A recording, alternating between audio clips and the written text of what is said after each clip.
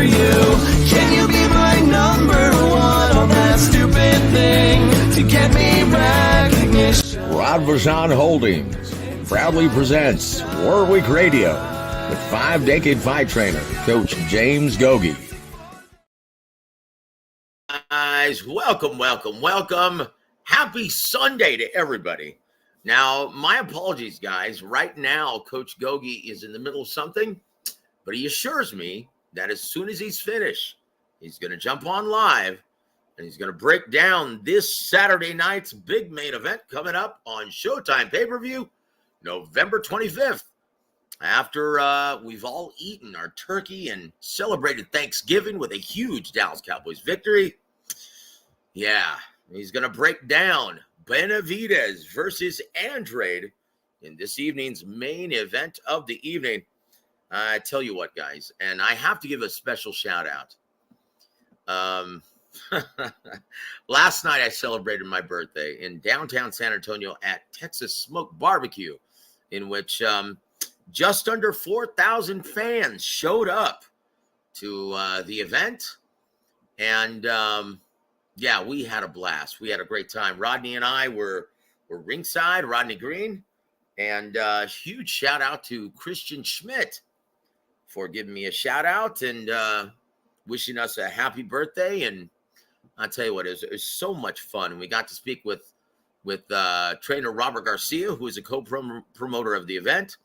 Huge thank you to also co-promoter Texas Boxing and Brawlers, Alvino Valles, for being the co-promoter of the event. Well, let's see. Hold on. Coach Gogue having internet problems.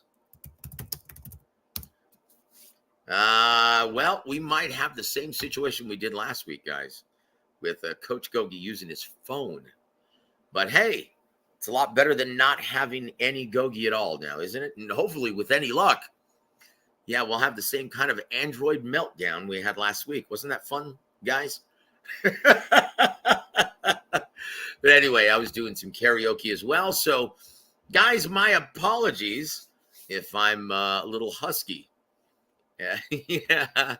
I tell you what, I can't wait for Coach Gogue to field some of these comments. Our brother W.A.W, welcome to the show, sir. He says, hopefully the coach and everyone enjoyed the future superstar, Shakur Stevenson, and this week's fight of the year. Oh, boy. Oh, boy. He's saying his phone won't even work. Oh, jeez. He's saying his phone won't even work now, guys. His Android doesn't even have any internet. Boy, I tell you what, that's just a gift that keeps on giving, right? We might have to reschedule very quickly, guys. We'll give it another 10 or 15 minutes. Hopefully it won't even take that long. And Double also says, I really enjoyed the inside fighting, multiple combinations, and masterclass by Shakur, the Wizard Twitterson. The next Floyd Mayweather is entertainment personified. Oh, boy. Got to keep it real here. With those kind of fights, no wonder why the American boxing fan isn't buying or watching the product. What an insult to the sport with a fight like that. And he puts a fight in quotes because, well, correct me if I'm wrong, I think we've seen better fights on, well, public transportation. Oh, boy. I tell you what. Hold on. Yeah. So far, not so good with Coach. We'll keep you guys posted, though.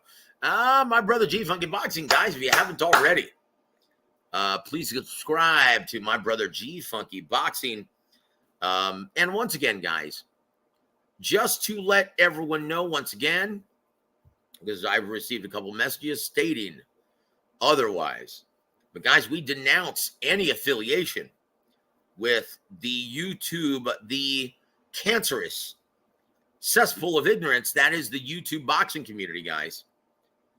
You will never see us, aside from G Funky Boxing, aside from Ryan from Boxing Gems, aside from my brother James Bell from the Boxing Source, you will not see us partner or collaborate with any other YouTube page, guys. We're just not going to do it, right?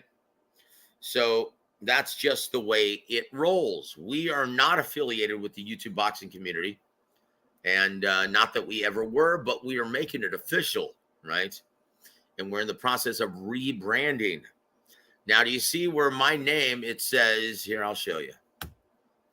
It says, WA Boxing. And no, not like it was a WA. That was a, no. It's War Week Boxing is more than likely what our new name is going to be. And we're going to start including, guys, and let me just tell you what the future holds. We're going to start including video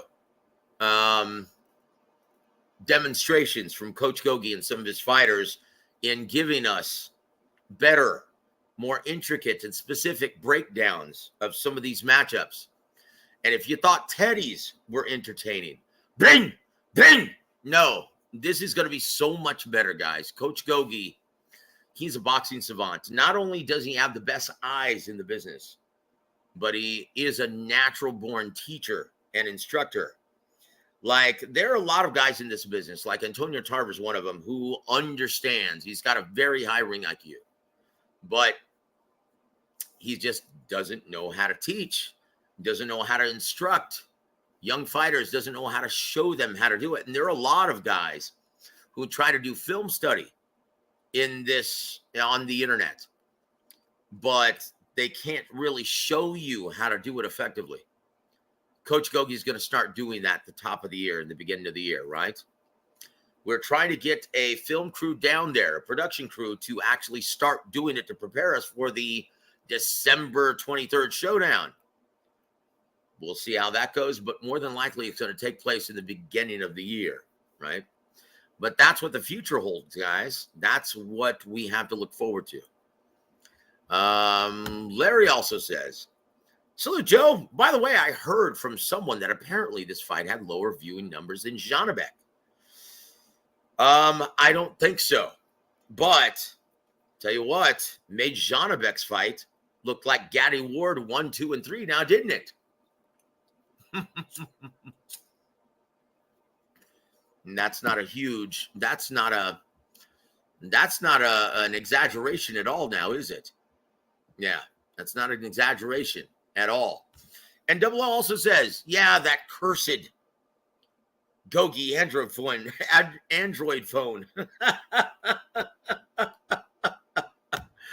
Oh, I tell you what, that's just the gift that keeps on giving now, isn't it?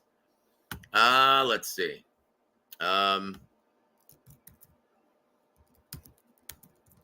Let's see.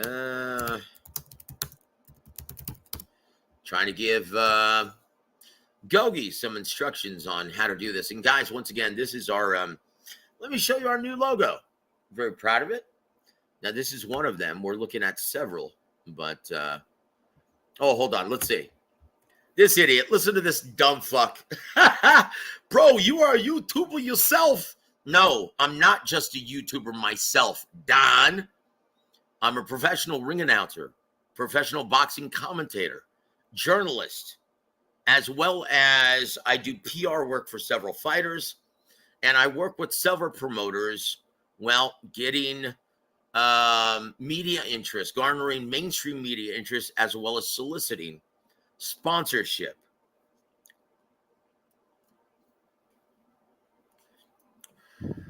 Oh, let's listen to this, right? Let's read this. Bro, you're an insider yourself. Ring IQ is a douche, but he never claimed to be an insider like you, because he's not, and he can't. He always said he was a fan. Well, he's I actually question that.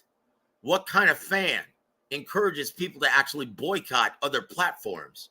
And ignorantly, he doesn't understand, right? He doesn't understand that we work in a symbiont industry. And how would he understand that? He's never worked a minute in this business.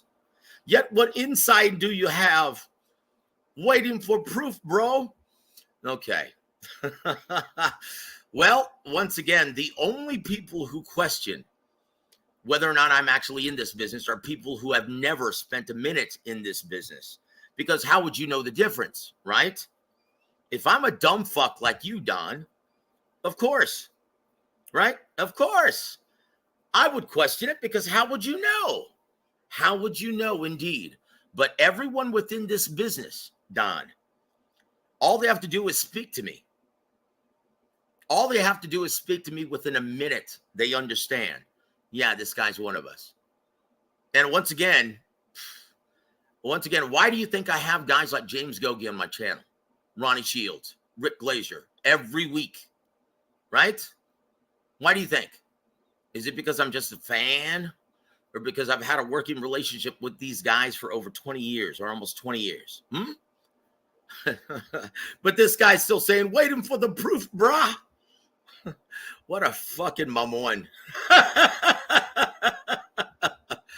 Oh, let's see.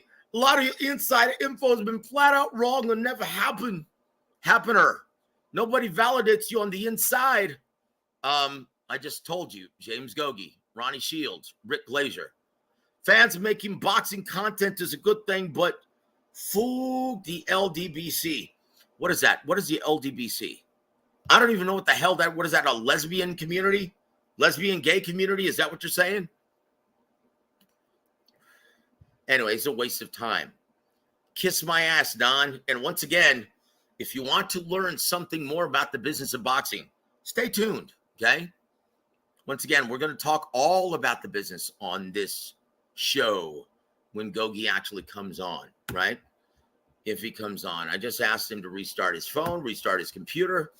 He's having trouble getting the internet, though, in good old Mexico way, right? Once again, if you were in South Texas in San Antonio and we're at the event promoted by Robert Garcia and Alvino Valles of Boxers and Brawlers, yeah, you would have seen me ringside. And why? Because I'm in this fucking business, brother. Anyway, it was a really fun time. Yeah, I'm not going to waste any more time on that crap, though. That's just nonsense. This guy's an idiot. So anyway, want to give a big shout out to my brother, Peter Von Arx. Good evening to you, my friend. My brother, Tyrese Bowie. Welcome to the show, sir. I tell you what. And G Funky Boxing. Yeah, the man fans are here tonight. Oh, well, if you're a fan of that piece of shit, I'll tell you what, no wonder you don't know shit. And what is this? Oh, geez, you're an idiot. Good Lord, man. I'm about to block your stupid ass. And Don, Joseph Brickett, a lot of what's been going on in the PBC, if he didn't have insider information, wouldn't be able to get that many things right. And we're about to give you even more predictions tonight, guys. There's a lot of shit going on. A lot of things I can't say over the air as well. But I tell you what, my brother G Funky Boxing, I'm going to tell him over the phone after the show. And guess what? You'll just have to sit and wonder what we were talking about, you prick. Oh, geez. I can't understand this. Like this guy's a... Oh, gosh, what a jackass. Oh, my gosh. Anyway, there it is. I listened to Joe for some time now, and for the most, he's been on the money with a lot of his overall predictions, especially regarding the surroundings of the actual business. Thank you, W.A.W. I appreciate that, my friend. And once again, we are here for all of you guys. We don't do this for we get paid just being a working, active member, participant of this industry. Okay, we do this for you guys. We're not one of these idiots who have a sign that says we'll work for food or we'll work for bullshit or we'll work for narratives. No, we tell you the truth, the whole truth, and nothing but the truth. And if something turns out that is not accurate, that I've been told, well, don't kill the messenger, dude. Once again, we were the only people that told you that Terrence Crawford back when this was a belabored negotiation, because, well, I heard it from Steven. He told me that, can you believe this? Terrence Crawford actually came to the negotiation table with a $22 million demand, a guaranteed purse demand. That's what he started negotiating with. And the reason why he negotiations originally broke down between he and Al Heyman and Errol Spence is because he was sitting firm on 15 and would not budge from 8 million. Who else told you that, guys? No one. G-Funky, yeah, you just have to laugh. Look at this asshole. Bro, Rick Glazier and James Gogue fighting in the middle of no... Oh, Jesus Christ. You get no top fighter interviews or at major events, so there is that. How far do you want to go back, Don? Brother, I covered Mayweather Pacquiao. Idiot. For both Boxing News 24, or back then Eastside Boxing, and FightSaga.com. I've been a beat writer longer than I've done anything else. How far do you want to go back? I was ringside for Sergio Martinez versus Paul Williams, 2. I was also ringside for Erislandy Lara versus Paul Williams. I was ringside for Manny Pacquiao versus Timothy Bradley. I was ringside for Floyd Mayweather versus Miguel Cotto. You can see my write-ups, dude. I was ringside for Canelo versus Mayweather.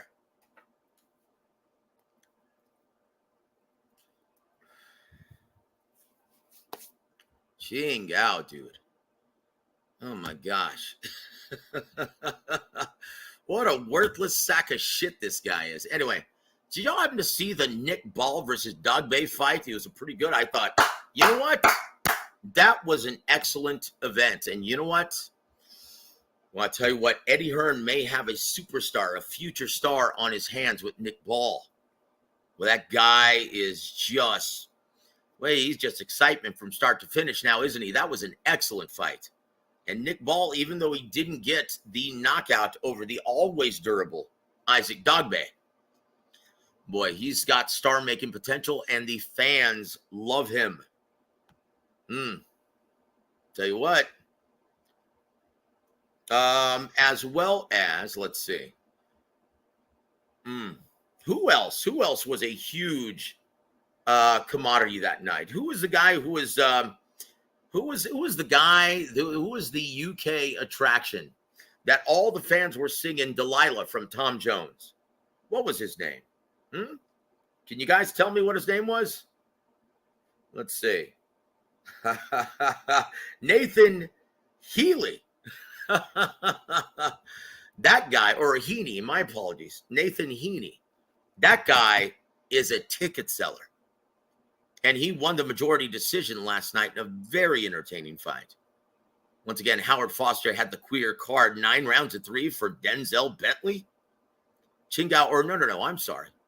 No, that was, he had 9 rounds to 3 for Nathan Heaney. Steve Gray. 116, 113. Victor Laughlin was the guy who scored it a draw. I had Nathan Heaney winning 8 rounds to 4. I thought it was a very entertaining fight. And Nathan Heaney, boy, that kid is a ticket seller. Ooh, there were several ticket sellers on that show, and it made for a spectacular event. A fun fight card from Manchester from start to finish. 2 potential big stars coming out of that card, Nick Ball and, Nathan Heaney. I thought it was an excellent show. And I tell you what, wish I could say the same for Shakur Stevenson. Oh, boy. Let me find out real quick what the status is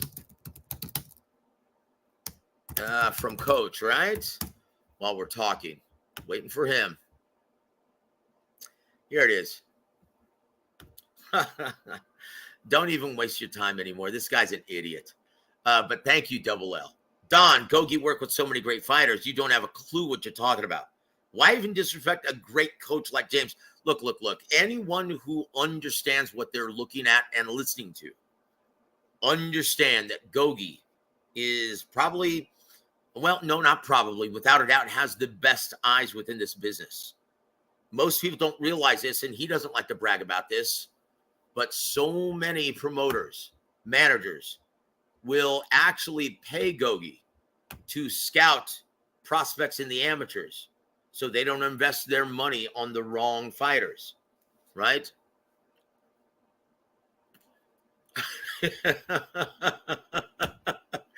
I'm just going to leave that there. I'm not even going to repeat that, but that's beautiful. Larry Liston, he's got the beat. Gogue has the highest prediction rate of anyone in boxing this year. Well, I would put up against anyone the past 10 years.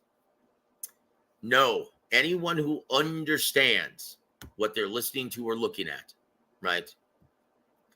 Oh my gosh, look at this idiot. Dude has never made your events. Dude, I tell you what, let me show you something, right? Go to Bradley Pacquiao 1. And when you look and see how scored that fight, go ahead and look in BoxRec. They will show you on the event page, right? They will show you how I scored that fight from ringside for Fight Saga. Gogue, are you there, brother? We're about to go live. Guys, it's my privilege and it's my honor. It's all of our privilege to be able to listen to this gentleman, someone who's devoted his life to this business for over 40 years, guys. Is a gentleman who's helped cultivate some of the best fighters that we've seen in the past 40 years as well. In my opinion, one of the smartest trainers in boxing. And he definitely, this is not just my opinion, this is a gentleman who has the best eyes in the business. And we're all the beneficiaries of it. Here is the incomparable Coach James Gogue. James, how you doing, brother? You're a sight for sore eyes, my friend. Hey, sorry about that, Joe. You know, this is fucking Mexico, okay? You know, sometimes we have right before it was going on, and all of a sudden it just cuts out. You know, Jesus. You know, it's one of those things out of my control. And I also like to apologize to Shane Mosley. Last week on the show, when we were doing the mythical matchups, okay? And you brought up Shane Mosley versus Shakur Stevenson. Remember that? Yep. Yeah, I said I think he needs to get on the juice if he's gonna beat Shakur. The way Shakur looked the other night, he didn't need to get on that shit like he usually does. All right. Well, I tell you what, Gogue, before you get started, I want you to say something, man. There's a gentleman here who's a troll and a piece of shit, right? And I want you to go off. Listen to this. Bro, Rick Glazier and James Gogue fighting in the middle of nowhere, Mexico validates nothing. Ha, ha, ha. You get no top fighter interviews or at major events, so there's that. This is a guy who's questioning our involvement within this business. Oh, man. Piece of shit named Don. Yep. Hey, Don, you could kiss my Filipino ass where the sun don't shine. You don't even know me, bitch. The fuck out of here. But it's good. Welcome to the show, mother. If you want me to clown you some more, at least show me your picture so I can talk about your ugly ass. Shit. Fuck out of here. Oh, geez. Hey, Coach Gogue. Look, let me tell you this, Don, dumb Don. I don't need fighters to validate, you know, a lot of trainers, okay? They need great talent to give them a name. I don't need no motherfucking great fighter to validate my knowledge and my wisdom in this business on knowing what to do. Okay, if you got the talent, that that makes you look like a good coach. I ain't gonna name no coaches, but a lot of coaches out there, they got great talent. They got a great promoter behind them. When the fighter wins, it makes him look good. It's really the promoter and the fighter. Okay, but you look at the fighters, a lot of them motherfuckers are flawed. Okay, but they're just God-given. You know, God puts certain fighters on this earth who are exceptionally gifted, where they can overcome the average training of coaches. All you got to do is get them in shape, and the fighters are ready to fight. All right, and you got a great promoter that knows how to move you. Okay, with a great matchmaker like Brad Goodman. Hey man, shit. A lot of these motherfucking trainers, bitch. Okay, I'll give you an example. George Gamesford. I bet you don't even know who he is, motherfucker. Of course not, Coach. In the 50s, Don Chargan said he was considered the greatest trainer of all time. He fucking trained Sugar Ray Robinson. The fuck? I could have trained Sugar Ray Robinson with a fucking hangover. Okay? All right, but you know what, man? I'll give you a true story, man. Don told me first time he met Sugar Ray Robinson, it was in the late 40s. He went up to Ray. He goes, "Oh man, you got a great trainer, man. Oh man, what a great trainer he is." Because Don was believing all the fucking press clippings, the motherfuckers in the press were writing about him. He was a young guy too. Hall of Fame promoter Don Chargan, our partner, back then. God rest his soul. Passed away. And you know what Sugar Ray Robinson told him, Joe? He goes, he really doesn't train me. I train myself. I just keep him around because he's loyal and he fights for me outside the ring. He goes, I pretty much, do my own thing and train myself. And Don kind of was shocked. And that right there, Don realized, man, you know what I mean? It's the fighter, not the trainer. All right. So don't give me this shit about, I don't need motherfucking I don't need no motherfucking fighter to give me my my props, my credibility. Because if you knew me, motherfucker, you would know I know boxing, okay? So shut the fuck up. Enjoy the show, you bitch ass hoe. You know what I mean? I can name some other. And you know what Don Chargan told me about George Gamesford? Besides Sugar Ray Robinson, he never had another fighter that got out of the preliminary. 4 of the 6 rounders, 8 rounders. Mm-hmm. He never had another fighter that got to the main event status. The fuck does that tell you? Okay, I'll give you some other examples. Let's hear it, Coach. I don't want to fucking. No, just a couple more, brother. Come on, you're on. I'll do it. A guy named Cristobal Rosas. You don't even know who the fuck he is, Don. Back in the days, he trained 2 of the greatest Mexican fighters of all time. Number 1, Salvador Sanchez. Number 2, Julio Cesar Chavez. All right. He was with them. He never worked hand pads. He never, showed them, gave them technical instructions, got in the ring when they were shadow boxing and broke down strategy, broke down technique, broke down fundamentals. He never did all that. He said all that. Just throw more punches, Julio. Salvador, just go throw more punches. You got to hook to the body more. Fuck out of here. And he was considered one of the greatest trainers in Mexican history. What the fuck? He had Salvador Sanchez and Julio Cesar Chavez. Okay? The fuck? So don't give me that. You don't know boxing, man. Because if you knew me. Look. The truth of the matter is, John, Joe, if he knew me, he wouldn't be saying that shit. He don't know me, man. So I can give him a pass. But if he knew my boxing knowledge, my wisdom, okay, this guy knows what the fuck he's talking about. But you see, like I said, I gave you 2 examples. I could give you 100 more examples if you want. But I don't want to go shit on trainers right now. This episode ain't the shit on trainers business. This shit on trainers episode. It's the shit on fighters episode. Shakira Stevenson, okay? The way Bravo, Coach. Well said, brother. And once again, this ass clown hasn't heard of 99% of the people who make up this business on any level. He probably thinks that there are only 4 promoters that make up the sport. And he just don't know boxing, man. That's all it is. Look, man, I know a lot of good. I used to know a lot of good trainers back in the days. They never got no recognition. They never were put on a pedestal. Okay, until they got Bill Miller, got James Toney. Everybody started recognizing them. Get this, Bowie Fischer. He didn't get no recognition until Hopkins became champion. And guess what? Bowie Fischer was in the business since 1955 before Hopkins became champion in 1995. 40 fucking years in the business. And he didn't get no fucking recognition until Hopkins became champion. And another one, Lou Duva. Okay? He was in the business a long time. He was like me. He knew the business in and out. The man, the business. The training. The training so-so, man. You know what I mean? He never worked the hand pads or this or that. He never got in the ring and showed fighters, instructional teaching them the fundamentals, the more advanced stuff of the sport. That's why he had George Benton. They hired George Benton to help him out. Lou was a good manager. Okay, he knew how to move fighters. He knew when to fight. He knew talent. He knew what type of talent could be taken all the way if you had the right team behind him. So he never had no fucking champion. His first champion, 2 champions. He was in the business shit probably late 40s, the 50s before he got his first champions in the 80s. Rocky Lockridge and Johnny Bump City Bumpus back in the 80s. That were his first 2 champions, okay?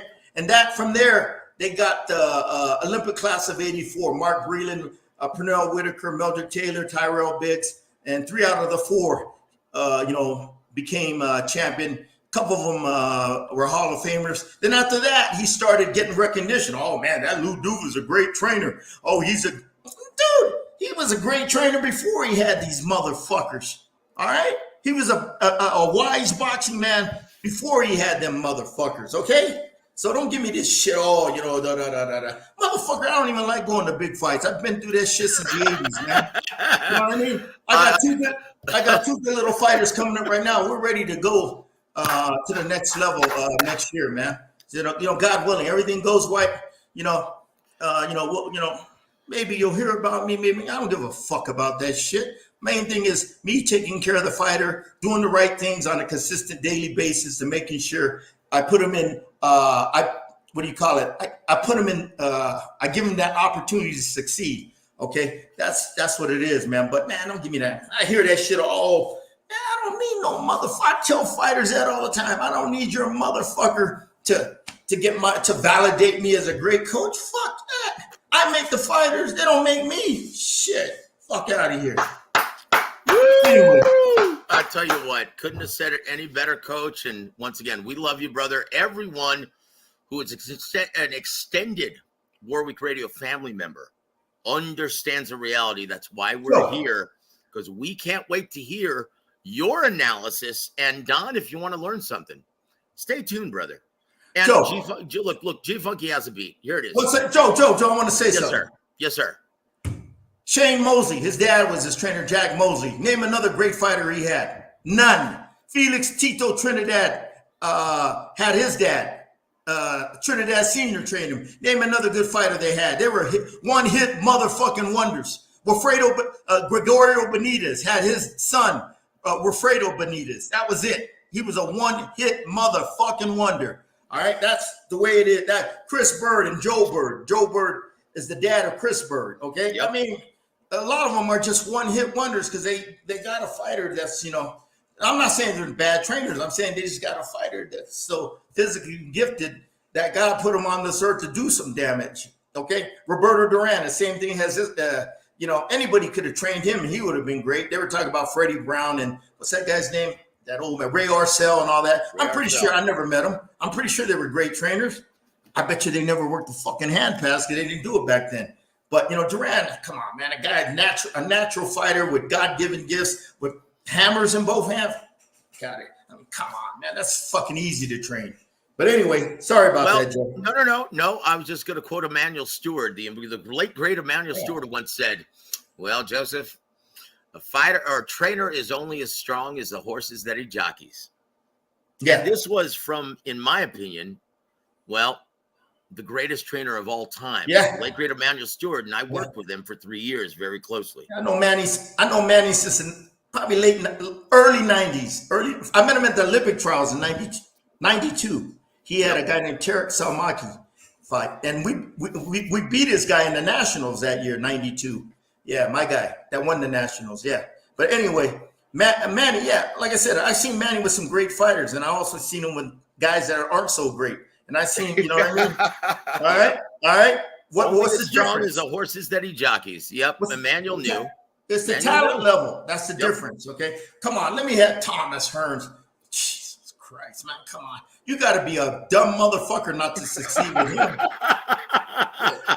You can't fuck that up, Joe. What I'm trying to say, when you got great talent, you can't. It's hard to fuck it up. Okay. Yeah, well, I tell you what, even Bill Haney would have been a great trainer if he had Tommy Hearns. Yeah, and he's got a son, and he'll be one and done as soon as His son is done.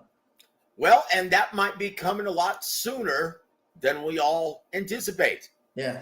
Well, we've got a lot to talk about, guys, and we've just burned through 30 minutes. But I tell you what, yeah. Tyco TV has the beat. Coach Gogue is number one. F the haters. Yes, sir, Tyco. Thank you, my friend. You know what, Joe? They gonna talk shit. Guess what? I'm gonna talk shit back. But when I talk shit back, I got a lot of ammo. You know, I got a full armory of weapons. Them motherfuckers, man, they bring BB guns to the battle. I bring motherfucking nuclear weapons, man. You know what I mean? Coach, when you're armed with the truth, you can't lose. Yeah, man. That's it. When you're armed with the truth, you can't lose. Guys, I want to give a big shout out to my brother Fat Belly. Salute to you, sir. And I'm old enough not to get mature enough, you know, to what do you call it? Not get offended by their comments or whatever. Hey, man, that's their opinion, but they don't know me, man. So I got the right to rebuttal. Yep, you've got the right to retort. That's right, sir. And once again, that's why I brought it to your attention, because no one can lay it down quite like you, brother. Thank you very much for being here, Coach. And you know what? It's good to see you in person, brother. It's been a minute. A runaway convict. The fuck is that? No, he's talking about that scumbag, man, who was talking shit about you. Hey, man. Hey, Big Luke, man. You know, when I get another fighter and he starts making noise, and you're gonna have haters coming, especially when they don't look good. Come back at me, oh, Gogue, you don't know what. I've had that before. Okay, they go, oh, Gogue, oh man, he's not this and that, because my fighter didn't perform good. Yeah, but you're in the business. You got to learn how to filter that shit out. Okay, that's it, brother. And I tell you what, last night at my birthday party, we were celebrating with Coach Robert Garcia, and Benavidez, my brother Rodney Green. We were there ringside. My brother Brandon Walker from 210 Boxing. Yeah, we're there ringside with Josh Franco and Jesse Rodriguez Sr., the father of Bam Rodriguez. And they gave me the skinny. They said, well, I tell you what, his brother was in camp. And they were just in camp. Daniel Cortez also, who's in the main event last night. And we've been working really hard in making him into a big ticket seller. Almost 4,000 people showed up last night, Coach, for a club show. What's the guy's name, Joe? Daniel Cortez. He had his first 6-rounder. Can he spell fight? Very articulately. Yes, sir. He's a great kid. Good-looking prospect. Took care of business. Got the knockout in the 6th over a guy who's never been stopped. Yeah, great. What's the guy's record? 7-0 now with 5 knockouts. Yep. What weight? He is usually 115, but he couldn't find anyone who wanted to go with him for his first 6-rounder, so they had to move up to 18 to find a gentleman by the name of Diego Camacho. Yep. Let me tell you this, man. Them little bitty weights, anything 122 and below, good looking, finding opponents in the States. You got to go to Mexico. But a lot of these motherfuckers ain't got visas, so problem. Yeah, we actually had to bring him up from Mexico. Oh, he had a visa then. Okay. Yep. But I tell you what, though, this is we had a lot of fun, and we've been working really hard to create. He's become a big ticket seller in the States, or in Texas, in San Antonio. And we're really proud of that. So it's funny. From what I was told, Shakur versus De Los Santos in the T-Mobile Arena had maybe about 6,000 or 7,000. I don't know why they put it in that cavernous venue. But guys, we almost had just as many in San Antonio, Texas for a club show. That's how hard we work. And how good we are at promoting these events. Hey, Joe, they had 6,000 or 7,000 at the fight, but halfway through the fight, they probably had 1,000 left. 6,000 probably left the venue. After Navarrete fought, I believe it. Yep.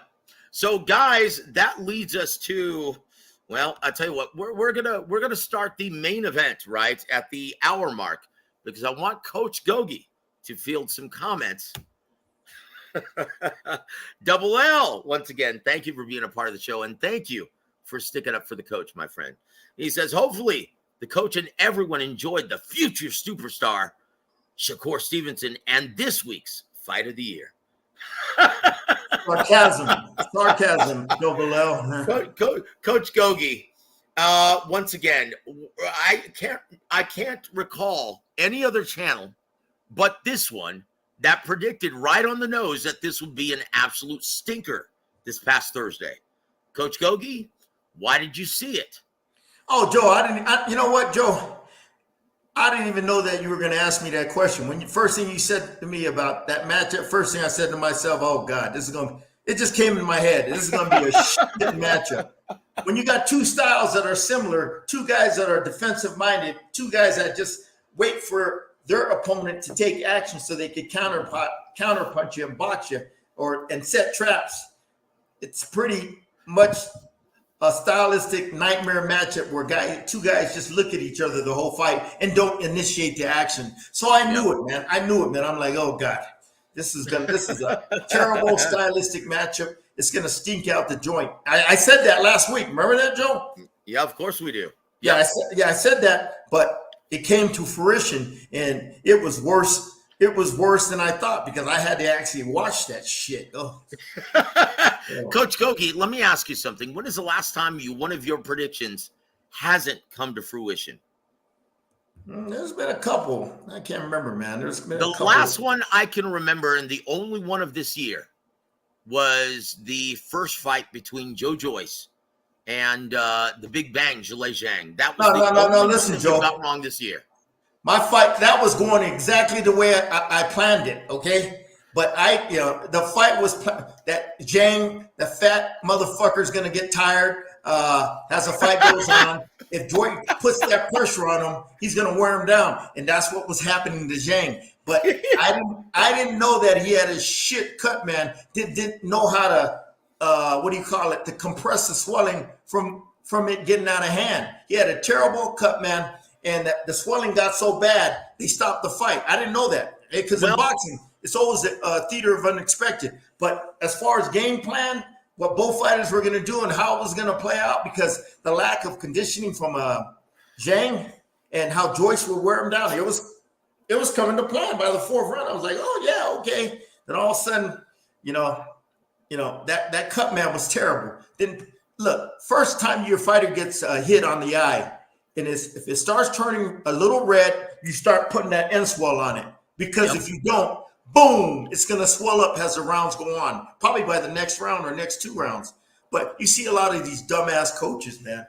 They fucking crack me. Their fighters getting hit with everything. But between rounds, they're just giving them water. Some don't even put Vaseline on the fighter's face to prevent, glove marks and all that stuff. And, they only take care of it when they see it getting out of hand, but they don't do any preventive measure, what I'm trying to say. Okay, let me just tell you, this speaks volumes. This is a piece of shit, and I'm going to block his stupid ass from this point forward. Look at this. Yeah, I'm not even going to read that aloud. Guys, and say goodbye to this worthless... No, leave him on, Joe. Leave him on, man. Come on, man. No. I'm gonna ban his stupid ass. Come on, don't leave him on, man. It's comedic. It's comic relief. Is that what you want? Okay, very good. Then I'll leave him in. Let him. He's a worthless, racist piece of shit. That's it. Let him get on, man. Now I'm gonna block his stupid ass. He is a worthless, racist piece of shit, and he belongs nowhere near the sport of boxing. Hey, brother, go take that cancer to the NFL or the NBA or something else, okay? So anyway, he's gone. He's gone for good, my friend. But yes, Double L has the beat. He says, Gogue's right. The Joyce corner had a missing end swell. Yes, sir. I seen that. I seen that shit from the first round. Yep. I'm like, that guy got a clown for a cut, man. You got to prevent that shit, man. Either with a cold, compressed piece of steel and pressing it down, or an ice pack, a little bitty ice pack on it, and press it down. And that would have kept them in the fight. And by after the 6 rounds, Jang would have been dead tired, and what's the name could have start putting the heat on him and stopped him within 10 rounds. Well, I will say this. You mean the Mike Tyson, Buster Douglas balloon doesn't work well, Gogue? Oh, geez, that's a little. You see what I mean, Joe? How some of these corners, how some of these guys sneak into a fight. Mike Tyson, the #1 fighter in the world at the time, and they had a bunch of clowns working the corner. Okay, Urban advisors. But I will say this: the boxing scholar. Hey, brother, you know what? You're in San Antonio, aren't you? Hey, man, come out, and I'm going to be doing commentary for AAA Promotions and South Park Boxing with, Ricky Nunez Jr. signed with Luis Tacubas. He's a prospect. We're actually working really hard to make him a big ticket seller as well. He's well on his way, undefeated. Okay, he's 3-0 with 3 knockouts. And I tell you what, it's going to be at the Social Spot downtown San Antonio. Come out, brother, and our weigh-in will be officially at Dave and Buster's. What weight? On Friday, December 8th. Yes, sir. What weight? Ricky Nunez, he's at 140. Oh, he's a big. Oh, okay. I thought he was a little bitty bantamweight. He's only 17. Looks like a baby, but he punches like a mule kicks. This kid he's dynamite. Yeah, and he's going to be trying to compete and he's in the main event of the evening. He's going to be trying to push his record to 4-0 with 4 knockouts. But I tell you what, how tall is that guy, Joe? He's about 5'9". He got the size and 140. Yeah. He's only 17. Also, yeah, he looks like a baby, but punches like a man. Yeah, but punching. I don't look at a guy's punching power. I look at a guy's overall skills. How's his defense? How's his boxing IQ? How's his skills? Okay, you know what I mean. We're working with matchmaker Robert Tapia, and we're trying to match him up to where he's going to learn something, right? Yeah, Joe, but you only learn so much when you fight. You gotta learn. Boxing is the fights you won in the gym by the skills you develop, the habits you develop. That's all right. Then the skills and habits you develop, you take to the ring. But you could keep on getting him these fights, and his progress won't be as fast as if you got a good trainer training him, teaching him the basic fundamentals. That's it. And teaching them, this. So as he goes to the 4s, the 6, the 8, he's growing properly. So by the time he gets to the 10 rounds, he's fundamentally sound, and his overall skill set is sound. All right, but that's it. Just because you're getting them good matches, I seen guys, Ryan Garcia. Look at Ryan Garcia. Look at his first fight to when he fought Tank Davis. No improvement. Mm-hmm. All right. Yep, you gotta have the improvement in the gym. That's where it starts. Okay, that's where everything is learned, everything is cultivated. Okay, good sparring, good coaching, teaching you this, all these different skill sets, the mental aspect of the game, the focus, the commitment. Then when you get the fights, okay, that's just icing on the cake. Okay, to show your team that, hey, okay, you have been progressing. What we're seeing in the gym, now you're doing it in the fight, and that's what you want to see. The fight is a final exam, okay? What you do in the gym are a bunch of mini tests, okay? Then at the end of the semester, you take that final exam, which is a fight, and then you find out if that bitch is growing. Yeah. Well, he was in camp with Mario Vargas, and now he's working with Bob Santos. So, yeah, he's an excellent coach, and we look forward to seeing much improvement with each outing. Guys, just know this. We're working very, very hard to turn him into a big ticket seller in the San Antonio area. That's the most important thing. That's it. Right? That's it. Guys, that's the most important thing. Just wait. We're going to be getting mainstream media involved with this event.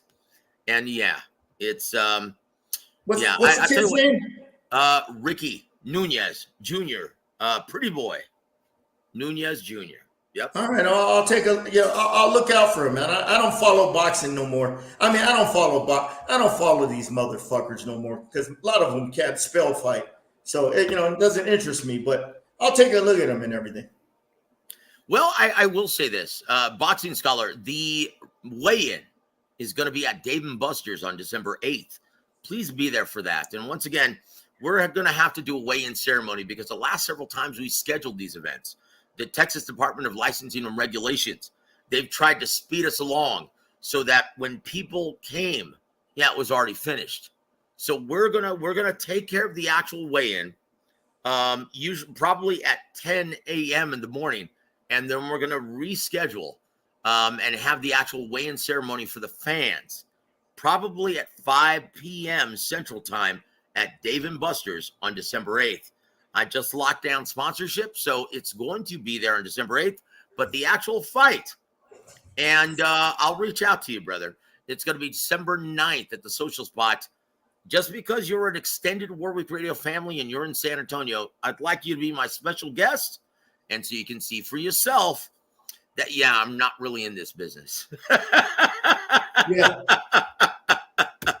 But thank you for supporting Warwick Radio as well as Coach James Gogue. We really appreciate it. And one Triple S says, you sound like Steve Kim. Have you ever met Steve? Yes, at several events. And you know what's fun? I met Steve Kim. No, he's talking to me. He says, I sound like Steve Kim. Man, I known Steve when he first started back in 96, 97, when he was doing a little radio show out of LA. Yeah. Yep. But yes, I've met Steve Kim at several events. And it's funny. Whenever I've seen Doug and Steve, they used to be partners. Everyone knows that from the old House of Boxing and then Max Boxing and that sort of thing. Doug, he's a great guy and he's always very friendly, very cordial. Very professional, and he's now the editor of Ring Online, right? Yeah. Steve Kim, Doug way back in the days, man, when he was working for Max Boxing or the House of Boxing, Yep, the House of Boxing. And Steve, well, they kind of went their separate ways, and I'm not going to specify why, but yes, I met Steve, and they have very different personalities, Doug and Steve. Doug, very cordial, very professional. Steve, very opinionated. But they know boxing real good, okay? So they do. You know. Yeah, Steve, you can't question his boxing knowledge. Neither can you, Doug Fisher. Once again, they're a credit to the business. Yeah, they are. Absolutely. One of the last of the old timers, man. Because you don't see these new guys coming into business, man. They don't really understand what real boxing is. You know what I mean? Yep. That's it. And the Boxing Scholar, brother, it will be my pleasure entirely, my friend. Thank you for supporting the coach every Sunday. Thank you for being a valued extended Warwick Radio family member, sir. And it will be my pleasure entirely, sir. I'd love for you to be my guest. Okay? So I will shoot you an email. I know you've sent me an email in the past. I haven't gotten back to you. That's my fault. But I will I'll put forth the effort, and we will, we'll show you a very good time on December 9th at the Social Spot, right? AAA Promotions, South Park Boxing. Guys, and that leads us into, with just about the top of the hour, guys, it's ready. Are we ready for the main event of the evening? Coach Gogue's head-to-head breakdown and his keys to victory for David Benavidez versus Demetrius Boo Boo Andrade. Guys, we're going to rattle off the tell of the tape for the title challenger, if you want to call it that. Demetrius Boo Boo Andrade. He's going to come into the ring at age 35. He fights out of the southpaw stance. Stands 6 feet tall, even in the center of the ring. Fights behind a 73.5-inch reach from Providence, Rhode Island. He comes in the ring with a perfect record, 32 wins, 0 losses, 0 draws, 19 big wins coming by way of knockout. Coach Gogue, what's there to like about Demetrius Boo Boo Andrade? He's, good athletic southpaw, Back in the days, he had good feet, good movement, good athleticism, reflexes, a good jab, sharp, quick combinations, and the movement, okay? Amateur pedigree. He was an Olympian. Yeah. But, Joe, look, the motherfucker's been a pro since 2008, and this is his first big fight. Give me a fucking break. And he's 35 years old. He should have been having these fights 10 years ago. Not when he's 35, So I really don't know how much he has.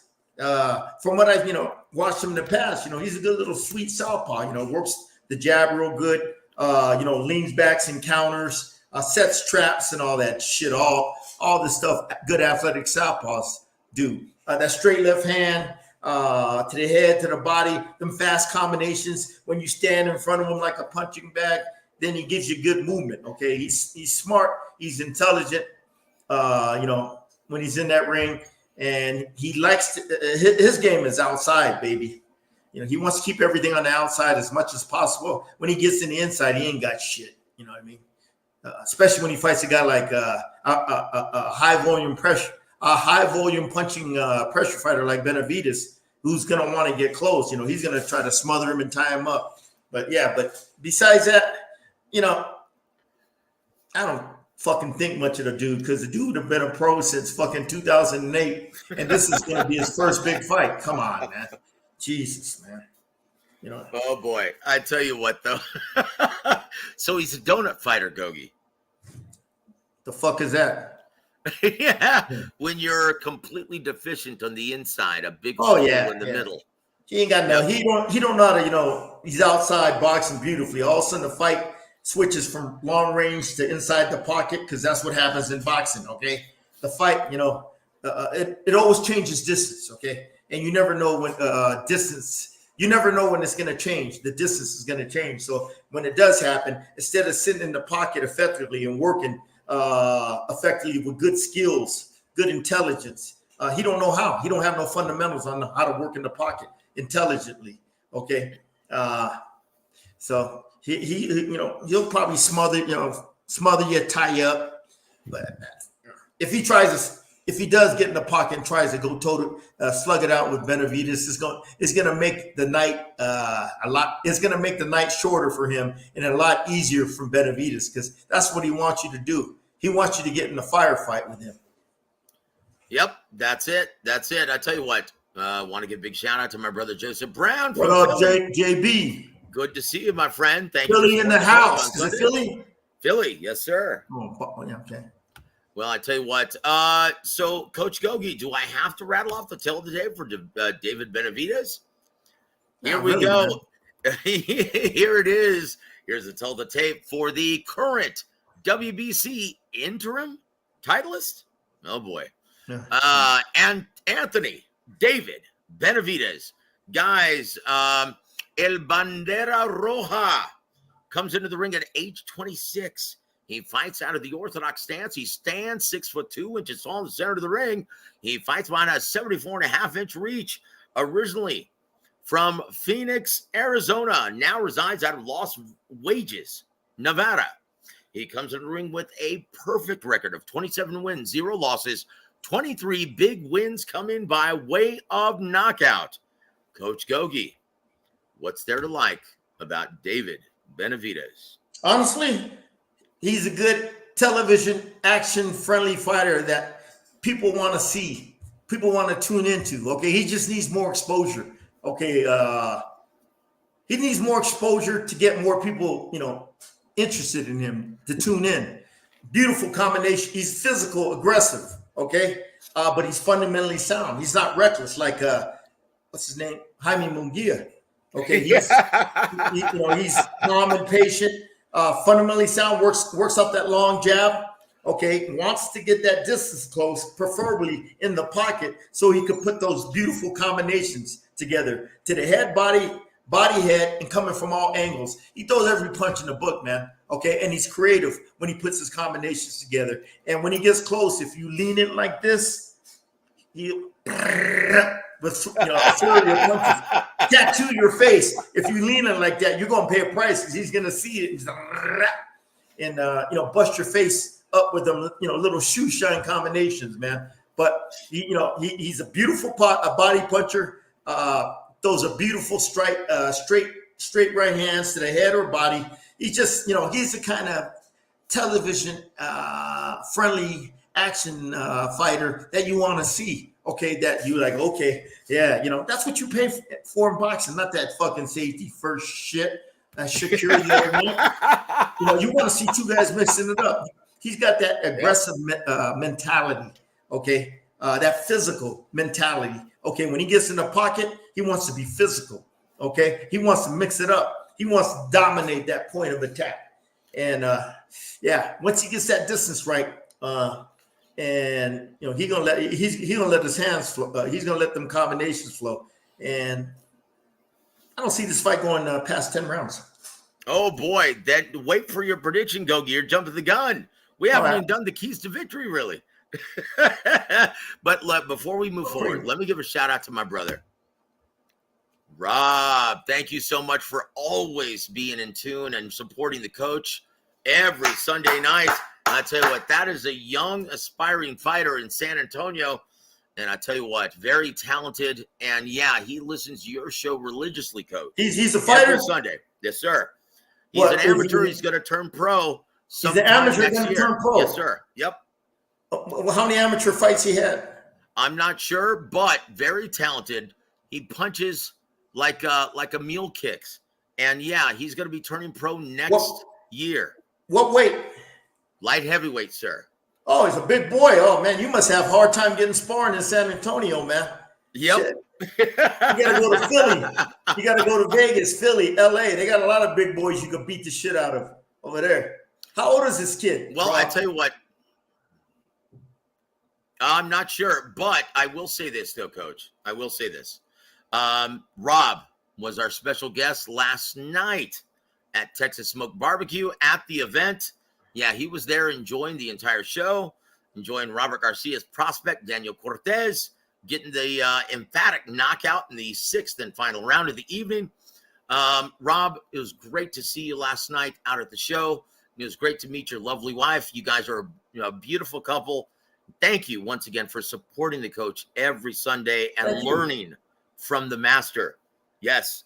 And thank you Rob, for being there to help me celebrate my birthday, my friend. We love you. Hey, Rob, you get into this racket, you better make that commitment, man. You better not have one foot in the door and the other one half out. It's got to be a total commitment. You got to be focused. And every fight, guess what? You got to start again. You got to refocus and you got to recommit to the process. All right? Now, you don't do that, you're just wasting your time, man. Don't even fucking deal with this. Because, man, this is a tough business, man. It is. Tough business. Tough business. And, you know what I mean? You can't get in tip-top shape if you're halfway committed to this business. You can't go partying and drinking with your homies. All of a sudden, you got a fight coming up. Oh, I'm going to start training, 6 weeks. They don't cut it. This is a 24/7, every day, year-round. It's a commitment, okay? It's a lifestyle. And, that and learning defense, because the better your defense is, the higher you're going to go. Okay. If you ain't got no good defense, let me tell you, you might not get out of the 6th round stage, brother. So learn defense, basic fundamentals of defense. It starts with footwork, moving in and out of range, boxing in circles, moving in angles, and working off that good jab. Okay. Then once you got that footwork and you know how to, work that jab effectively, setting up your combinations, keeping your opponent at bay. Okay. Then you learn the other parts of defense, head movement, slipping punches, blocking punches correctly. Just don't put your hands up and the punches are going to go right through them gloves and hit you in the face. Hey, look, boxing, when you put your hands up, that ain't good enough. You're still going to get hit. There's an art and technique, okay, and a science on how to block punches correctly, pairing them, blocking them correctly, keeping that guard nice and tight and pairing them or blocking them on the side of your arms, side of your hands, okay, or blocking the hooks, or the shoulder roll. Don't even try that, man. I don't know what kind of God-given athletic talent. Just stick to the basics, okay? But yeah, you have good defense. You're smart. Yeah, you'll get past to the 6th round stage to the 8th round stage. Look, hey, Joe, yes, sir. Let me tell you this, man. I was talking to this motherfucker the other day, man. He's new to the business, and he makes a lot of nice YouTube videos and everything, man. I'm like, man, that shit. The way you make money in this business, you got to get fighters to the 10 round stage. All right, Then once you get to the 10-round stage, then you start positioning them for them championship 12-round fights, whether it's junior titles or whatever, that world title or junior titles. But the thing is, majority of the people that turn pro, they don't get out of the 4 or 6-round stage, the preliminary stage. That's and right. very rare does a fighter get to the 8-round stage, and even more rare does a fighter get to the 10-round stage, and even more rare the fighters don't even get to the 12-round stage. Yep, that's it. Man, what's the problem? A lot of it has to do with the coach. The coaches nowadays, they don't know how to develop you through the 4s, the 6s, the 8s, the 10s, the 12. I do. It's in my mind. Once I get a fighter, man, yeah, we're going, my goal, my mindset is hitting that 10-round stage, the 12-round stage, but I go through the process. I go through the 4s, and if I figure, okay, that's enough for the 4s, it's going to 6. And if I feel he's ready for the 8s, and we go to the 8s. If I feel that, hey, man, he don't need a lot of 8-rounders, we'll go right into 10s. Well, I tell you what, Coach, we're running out of time, but hey, we love you, Rob, on the show. Thank you for always supporting the coach on every Sunday. And I tell you what, we look forward to focusing on your career in San Antonio when you turn pro, my friend. But I will say this, Coach, it's time for the keys to victory for both Demetrius Boo-Boo Andrade and Dave Benavidez. Okay, keys to victory for David Benavidez. Okay, I have a feeling this guy's going to be fighting at range and moving a lot like Shakir. He ain't going to want to get in a firefight with Benavidez. He's going to move, control range and distance. Okay, Benavidez got to close that gap. I call it. He's got to close that gap without taking a lot of incoming. I call that intelligent pressure. Okay, he's got to close that gap. Stay to his left. So keep his lead leg, his left leg, outside of Andrade's lead leg so he can't pivot around you, okay? So he's got to close that distance intelligently, okay, with good footwork, shuffling in, and working that good jab, putting it in his face. Because when you're closing that distance and you're sticking a good jab in his face, the guy ain't got time. The guy ain't going to be able to set traps or counter on you coming in. Okay, that's going to prevent you from getting hit less. Then once you get inside, once you get that distance close, okay, you want to try to pin this bitch by the ropes in the corner or on the ropes, okay? Once you pin him on the ropes in the corner, he becomes a stationary target, a punching bag. Then once he gets him to be a stationary target, you got him. Put your combinations together.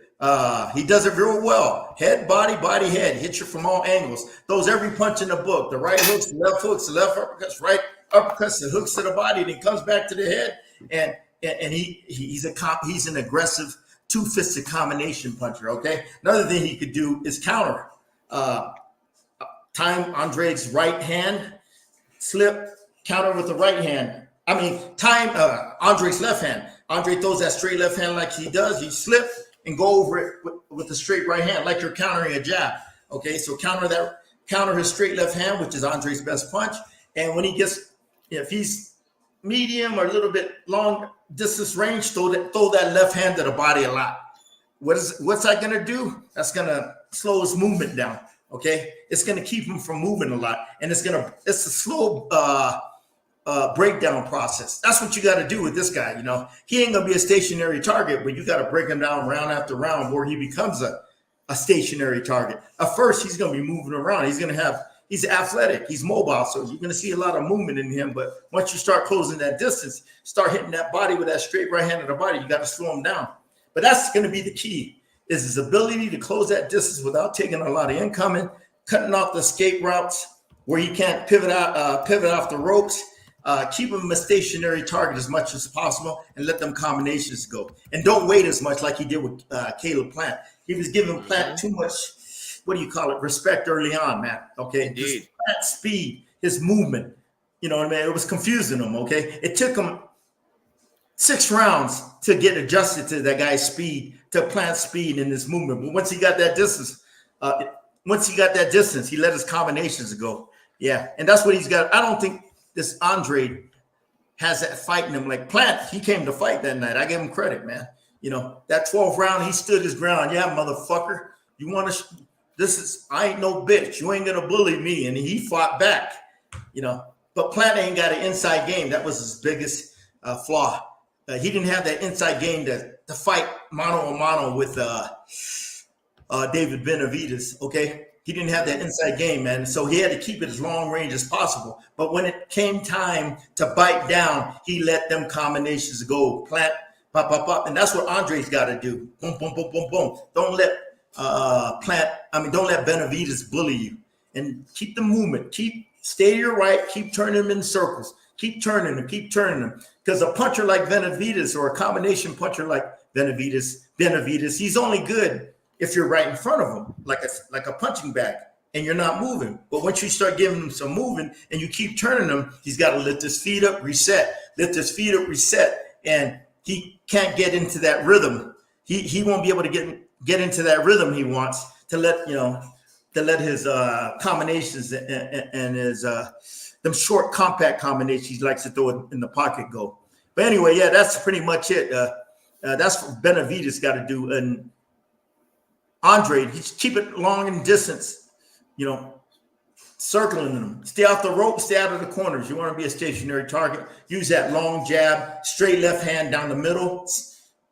When you got a pressure fighter, he throws that straight left hand in the middle. That pretty much keeps your pressure. A pressure fighter like Benavidez coming forward. So throw that left hand down the middle a lot. Straight left hand, try to catch him in. Because Benavidez, he gets overly aggressive sometimes. So catch him coming in with a straight left hand, right hook back. Or when he comes in, he gets in range, half step back, uppercut, hook. Okay, stuff like that. Set trap. Take advantage of Benavidez's over aggressiveness and set traps and catch him with good counters. But keep the movement. And when he gets in close, smother him, tie him up. But that's only going to last so long, man, because as the fight goes on, man, you're going to have to fight this bitch. And if you don't have the legs you once did, Coach Gogue, how's that going to look? Now, once again, before we move forward, we want to welcome and thank our brother, Sly Tendencies, for the $5 super chat to the coach. Shout out to Coach Gogue. Do I bet on Benavidez? Hold on. Hold that thought. We're going to rattle off the odds, sir. Now, once again, according to our favorite book, which is Bet MGM out of Vegas, guys, I'm a little surprised, right? I'm a little surprised that it's only a minus 350 for David Benavidez and a plus 275 for Demetrius Andrade. Now, here's the Warwick Radio, FightSaga.com sexy bet, right? From what we've been told and our insider information, guys, Andrade does not have the legs he once did. And so we love, not just like, we love the plus 1,100 for a David Benavidez stoppage between rounds 4 through 6. That's a plus 1,100, guys, for a David Benavidez stoppage and a group round bet at the Bet MGM rounds 4 through 6 plus 1,100. That means if you throw down $1,000 on Saturday with the round group betting 4 through 6 David Benavidez stoppage, you win $11,000. How do you like that, Coach? It's a good bet. And that's it, guys. If you bet 100, you win $1,100. Guys, we love the group round bet. Rounds 4 through 6, David Benavidez stoppage at a plus 1,100 odds. Coach Gogue, what is your final prediction for this Saturday night's main event from Las Vegas, Nevada? David Benavidez versus Demetrius Boo-Boo Andrade. Benavidez is going to win, but what round? You know what I mean? Everybody's saying 4 to 6. That's where the money's at. I think it's going to go over 7. Really? Yeah, 7 to 10. Yeah, around there. Okay, well then here it is. Let me give you Coach Gogue's sexy bet then, guys. Coach Gogue's sexy bet for a 7 through 9 stoppage. I'm being conservative, yeah. Okay, that's a plus 600 still. A rounds group bet for a David Benavidez knockout between round 7 through 9. That yields plus 600 odds. So my sexy bet is plus 1100 rounds 4 through 6. But Gogue, yeah, and once again, this is Coach Gogue, guys. Best eyes in the business. He likes a Benavidez knockout between rounds 7 through 9, yields plus 600. That's what I MPM. yeah. And there it is, guys. And look, you cannot bet against the coach. Guys, just look at his track record. Now, once again, thank you. Well, first of all, thank you, Sly. We really appreciate you being here for the coach. God bless you, my friend. And thank you for always supporting the coach every Sunday. Our brother Joseph Brown, thank you for the super chat, sir. He says, Coach, if Andrade wins, how big of an upset would this be? Upset of the year, and he'll have a fight with Canelo. What's the likelihood of that happening, though, Coach? Me getting a date with Kim Kardashian. Right? That's all. That's what the odds are. Woo! I'll tell you what, I like the odds of you getting the date with Sweet Kim better. Who, Joe? Sweet Kim Kardashian, baby. Oh, Kimmy, yeah. Oh, Kimmy. You guys are on a Kimmy basis. Well, Robert Garcia trained her one time for that celebrity boxing stuff, man. I never asked. Hey, ask Robert about that. It was like 10 or a long time ago. I'm going to ask Robert about that. Dude, I'm going to call him tomorrow about that. That's you got to train old Kim Kardashian back then. Oh, well, then again, though, I'm not in the business. I don't have his number. Who, Robert Garcia? It's a joke, brother. I'm just making fun of these fucking trolls. Pardon my French. Yeah, I got his number to you. Right? No. I've got it, man. I talk to him every week. Yeah, he trained old Kimmy, back in the days, man. Yeah, I was like, how the hell did he get that gig, man? Robert, how lucky. Yeah, but anyway. Trainer, Coach Robert Garcia is a great guy. Grandpa. Yeah. Awesome guy, great guy. I love Rob. Great guy. Rob. And great. You know what? He's just like you, Coach, where he's candid to a fault. Yeah. He will tell you exactly what he's thinking at the time immediately. Joel Diaz is like that too, man. Yep. Oh, yeah. Joel Diaz doesn't pull any punches either. Yeah, I tell you what, though, these guys are old school. Joel's a great guy. Yep. Indeed. So, Joseph, I tell you what, that's the odds, right? And once again, handicappers have it all wrong, in my opinion, guys. Like, I can't believe right now, like a straight up winner, they have David Benavidez only listed as a minus 350 and Boo Andrade at a plus 275. What are they looking at, Coach? What are they missing? Fuck. I don't. Man, you know what, Joe? They don't want to make the odds too big because that's going to turn people off from betting, okay? All right. Well, that's it. Guys, what that tells you, not a lot of money coming in on either side in this event. That's it, guys. But look, we're here to tell you that, I think Gogue has a better chance of getting a date with Sweet Kimmy. Yeah. And there it is. Thank you, Joseph, for always being always supporting the coach. We really appreciate it, my friend. And Sly has the beat. Yep, minus 350. Holy shnikes. Yep. And here it is. So I guess if Andrade wins, Gogue and Kim, they're officially a couple. Yeah. I'm around 3 billion short. Well, I tell you what, don't sell yourself short, Coach. And he goes, JB says, Coach, be careful. She might just put a spell on you. Hey, it might be a good spell. Woo! I love it, Coach. Yeah. Sly says, yep, Garcia has a YouTube channel now. And there it is. Khalid says, a lot of people are liking Andrade in this fight, surprisingly. Yeah, well, because they don't realize that he doesn't have any legs underneath him. Okay? Even if he had the legs underneath him, he's still going to get his ass whooped. Guys, so once again, we're not in this business, but we've never heard that, he's looking like a shot fighter in camp. Yeah. Has those rubbery legs. Well, what does that usually mean when you see a fighter who's got rubber legs in camp, Coach? It means they're becoming a shot fighter. Next thing that's going to go is their chin when they get hit. Yep, that's it, guys. And look, if he got floored by Vanya's Martirosyan, Yep. that spells doom, DOOM, for Demetrius Andrade, guys. And there it is. Larry Listen says, Coach, has Andrade ever fought anyone with the sheer size and power of Benavidez? Look, he's been a pro since 2000. He's been a pro since 2008. This is his first big super fight. What does that tell you? And there it is. Coach, now this is a special request, right? From W.A.W, right? There's a big fight coming in the second fight of the card, right? Ooh. And that's, Subriel Matias defending his IBF title against Shushan Ergashev, Sugar Hills fighter from the Eastern European bloc. Coach Gogue, do you have a quick analysis of what we may expect to see? It's going to be a great fight.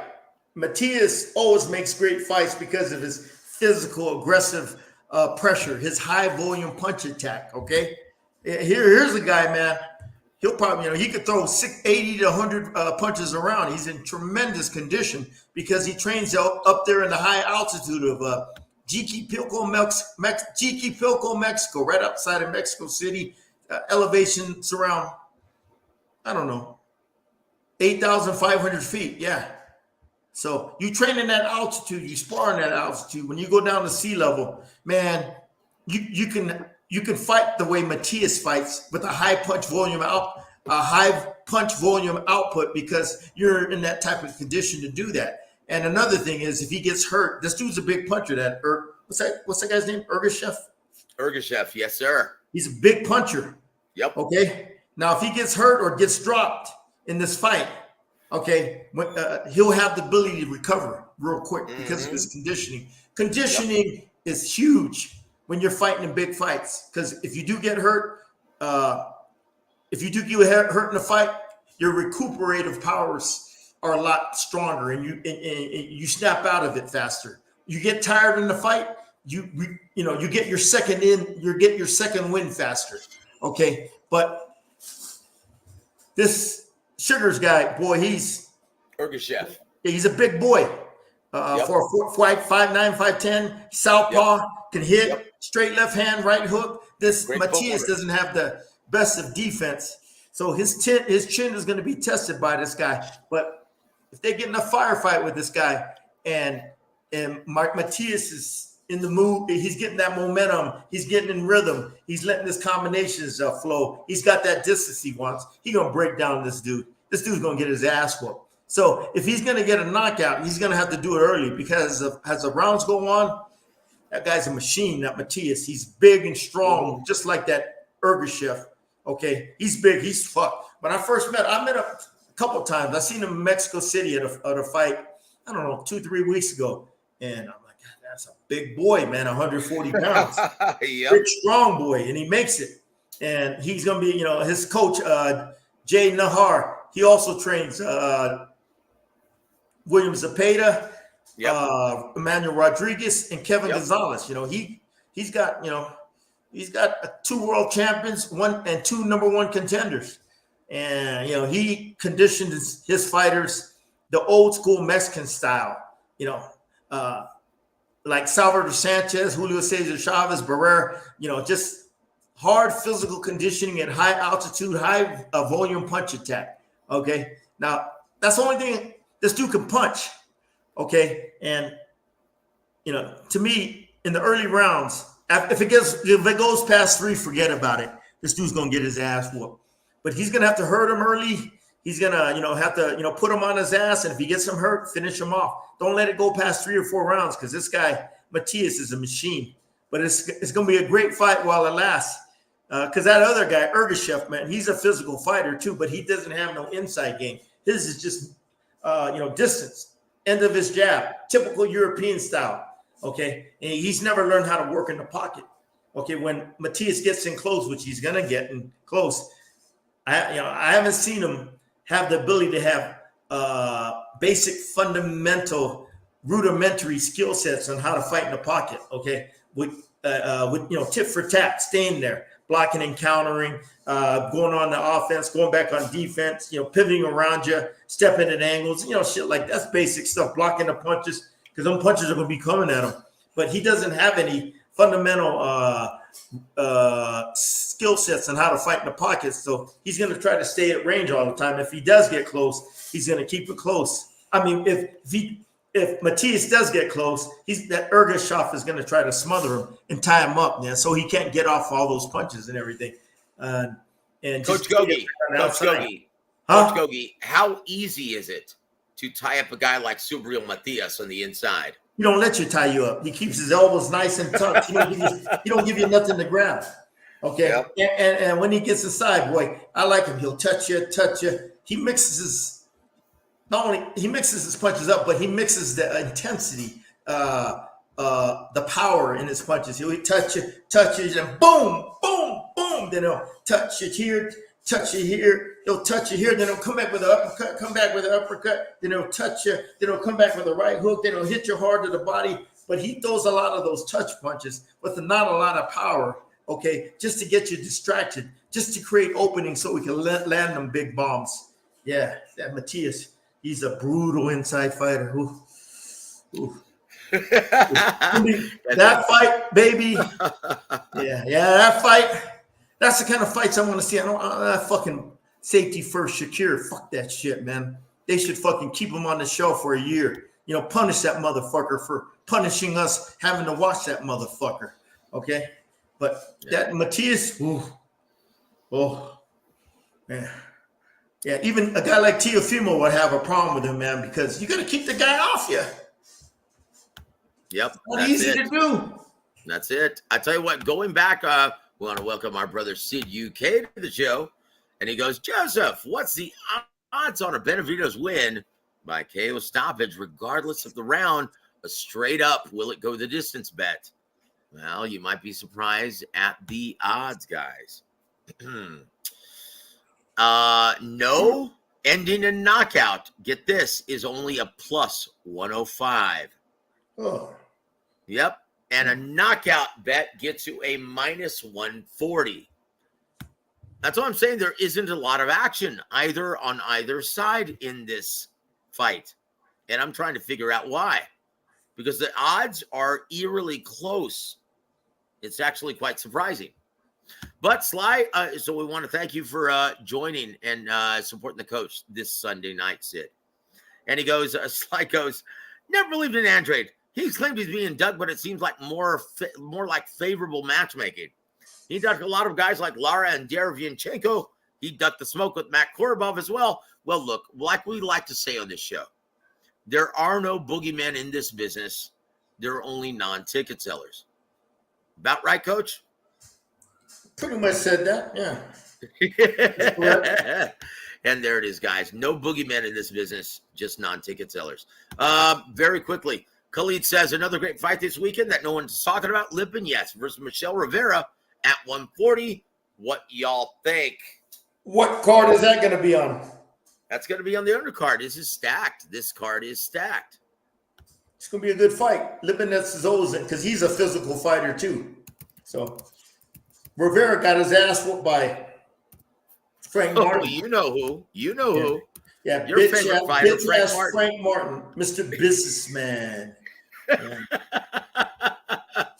But let me just rattle off the card, guys. And once again, this is a Christmas present for a lot of these hardworking, gallant fighters, right? So opening up the pay-per-view is going to be Hector Luis Garcia versus Lamont Roach. Your thoughts on that, Coach?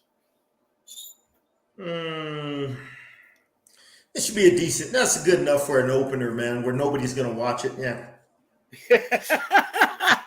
And in the co-main event, it's going to be Jamal Charlo taking on Jose Jr. Benavidez in a 10-round special attraction non-title fight at 163 pounds. Coach, doesn't that just say it all? Jamal hadn't fought in 2 years. Yep. Yeah. The only two fights I want to see is Matias is that going to be the co-main event, Matias? Nope. Matias is the second featured bout on the pay-per-view portion. Well, that fight and the main event I want to see. Yeah. Well, last one. And once again, Double L says, excellent breakdown, Coach. I've never seen Ergashev fight, but sounds like a real firefight. It may be, but once again, Ergashev, that's not his style. He's a guy who uses his footwork as a foundation of his defense, switching angles, showing his opponent's angles, using, well, just turning his opponents. But we'll see if he can do that for 12 rounds, Coach. Right? Yep. We'll see. If we can keep him off him. And there it is. And Sly says, was it all Shakur's fault this past Thursday, Coach? Santos didn't do much in return now, did he? Look, man, I told you this. It was a stylistic shit matchup. When you got two fighters that fight in similar fashions, both try to, be counter punchers, both play at safety first, both don't have that aggressive take action charge, assertiveness to start the action.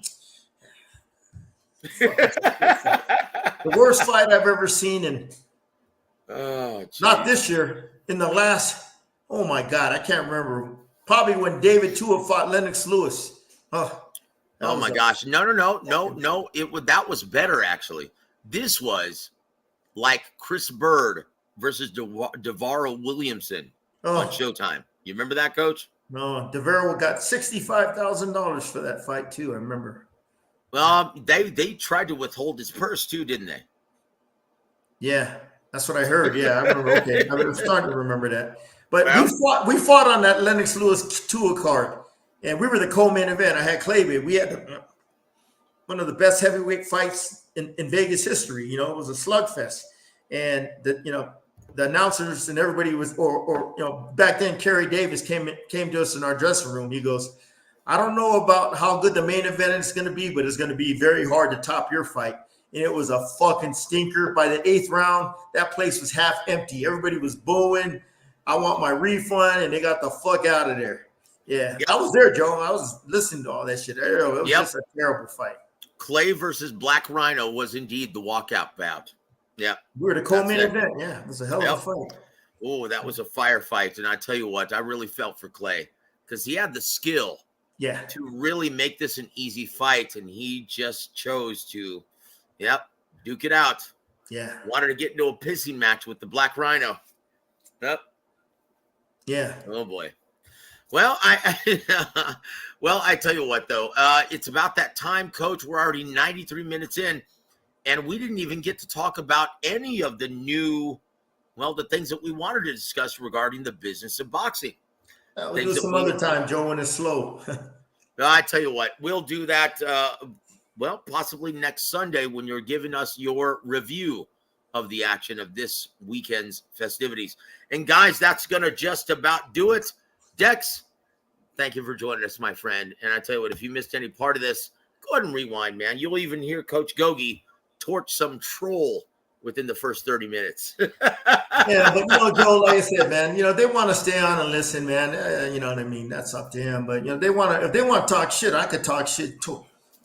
I could talk a lot of shit, long shit. Well, I will say this: they can listen to it anytime they want in the playback. They just can't join the chat any longer. Yeah, and that's it. Okay. That's it. I tell you what, though. Very quickly, though, Coach. Very quickly, I need to ask you this.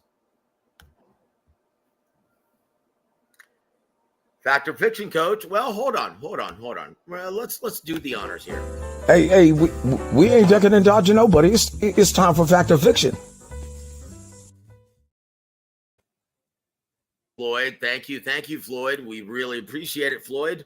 And he says, fact or fiction, the Joshua Wilder doubleheader will prove to perform just as poorly as Fury and Ngannou on pay-per-view within the U.S. market on December 23rd with 72,000 purchases. Joe, it's 2 days before Christmas, nobody gives a shit about these motherfuckers. It's going to be if it breaks 50, I'll be surprised. I figured 30,000, if that. Coach, if it's even offered in the U.S. market. Yeah. Like ESPN, they're showing 4 bowl games that day for free, 2 days before Christmas. Coach, is DAZN even going to pick this up? Joe, I don't give a fuck. I'm not watching it. How's that? I'm watching football, college football. Yeah, they got some good games going on. I can give a fuck about this goofball doubleheader. Oh boy, guys, header. and what I want to know is why isn't anyone else talking about this? I tell you why. Because they don't give a fuck. Like Coach Gogue. Yep. They don't give a fuck. There it is. There it is, guys. And once again, want to thank all of you guys for joining the coach and supporting him this fine Sunday evening. Guys, if you missed any part of this, go ahead and rewind now, or you can listen to it all week. But guys, Coach Gogue, do you have any parting shots for our listening audience here? No, sorry about that. The internet, man, is fucked up here sometimes. And, man, it just hit me when I didn't expect it. But hope you guys enjoyed the show. And, tune in next week. And we'll recap the fights. And I think there's going to be 2 good fights. I got in my mind, there's 2 good stylistic matchups. I think the Ergashoff fight is because that motherfucker can hit. And if he hits that Matias is going to taste some adversity, okay? And we're going to find out, his mental intestinal fortitude, his competitive resilience if he gets hurt, and how he's going to battle back. See, like I always say, Joe, when a fighter gets hurt in the ring, I want to see, number 1, how he reacts. Number 2, which is more important, how he responds. And I want to see Matias, okay, how he responds when he gets hit by this hard punching Ergovich, because the motherfucker is strong and he could punch. Oof. That's going to be a great fight, guys. Excellent fight. I'll tell you what, Coach, and once again, we really appreciate your time tonight, and we're going through big improvements and changes with the Warwick Radio channel. And guys, we're going to embark on a rebranding, and we're going to expand in the new year. Guys, look forward to big, great things involving Coach Gogue and his expertise. And guys, once again, I hope you appreciate it, because Coach by far has the best eye in the business. And as you just witnessed, he is a natural teacher of the fight game. He is one of the last of the Mohicans, guys. So, Coach, you're a credit to the business, you're a credit to the sport, and we love you, my friend. You know what? In order for this sport to survive, it needs continuous talent, young talent coming into the business. A bloodline, like recruiting in college football. You always get the best talent all the time, and you'll have good. Your program will be healthy. It's the same thing as boxing. The amateur program has got to be strong to be the feeder system to the professional business, the professional program, and it's usually, it starts with the amateur Olympic team, which I ain't too fucking, I ain't too excited about this Olympic team coming up, baby. You know what I mean? I'm like, oh, Jesus, if that's the best we got to offer, then, you know what I mean? I need to go join the priesthood and become a priest. You know what I'm saying? Oh, Chingao. Well, I tell you what, Coach, I think you sacrifice more than priests these days. I tell you what, though, Coach, we love you, man. Thank you for everything that you do, brother. Thank you for a brilliant breakdown, and thank you for your expertise. Once again, guys, for those of you keeping score, Joseph Herron loves the 4 through 6 round betting odds that yield plus 1,100, but you can't bet against the coach who loves the 7 through 9 round group betting that yields plus 600 odds. That's Gogue's official prediction. And guys, on behalf of the incomparable Coach James Gogue, I'm Joseph Herron. You've been listening to Warwick Radio Boxing. Have a great week, everybody.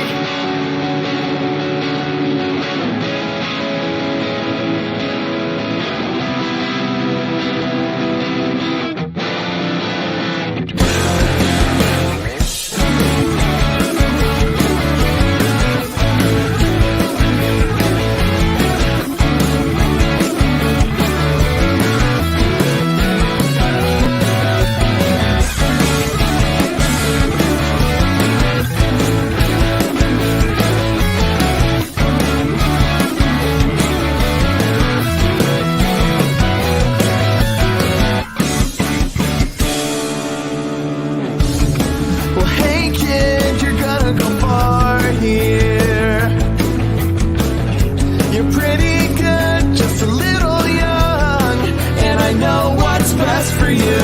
Can you be my number one on that stupid thing to get me recognition? Rod Vachon Holdings proudly presents Warwick Radio with 5-decade fight trainer, Coach James Gogue.